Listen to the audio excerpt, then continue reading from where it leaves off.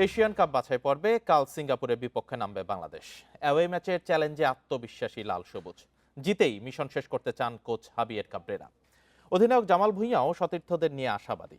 Singapore জাতীয় স্টেডিয়ামে match শুরু হবে বাংলাদেশ সময় সন্ধ্যা 6টায়। এশিয়ান কাপ বাছাই বাংলাদেশের শেষ ম্যাচ সিঙ্গাপুরের বিপক্ষে। ম্যাচটি নিয়ম রক্ষার হলেও শেষটা স্মরণীয় করে রাখতে মরিয়া বাংলাদেশ।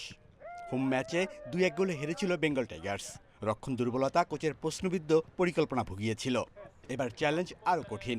নেই পরীক্ষিত ডিফেন্ডার তপু বর্মন, স্ট্রাইকার রাকিব হোসেন।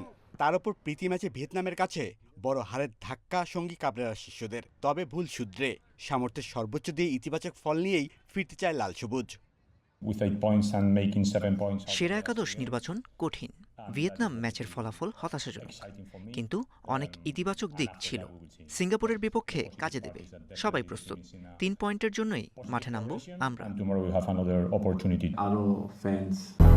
200-র বেশি সার্ভিস ও ফিচারে লেনদেনের সব বিকাশ অ্যাপে সম্ভব।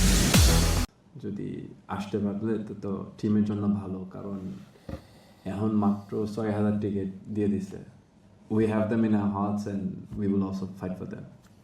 বাছাই পর্বে এখনো অপরাজিত সিঙ্গাপুর। ইয়াং ইসকান ফান্দের সাথে ইনজুরি থেকে ফেরা শাওয়াল ভীতির কারণ।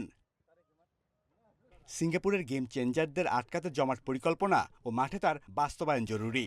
ফ্রন্টলাইনে মোরসালিন ফাইমদের নিতে হবে বাড়তি দায়িত্ব। খেলতে হবে নিখুঁত ফুটবল। দুই দলের সবশেষ ম্যাচে শুরুটা ভালোই করেছিলাম, তবে শেষ দিকে কিছু ভুলের কারণে ম্যাচটি হারতে হয়েছিল।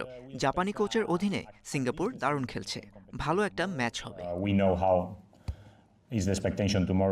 5 ম্যাচে 1 জয় 2 ড্রতে 5 পয়েন্ট নিয়ে টেবিলে 3-এ বাংলাদেশ।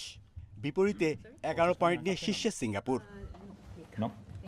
Shamim Ahmed, independent news.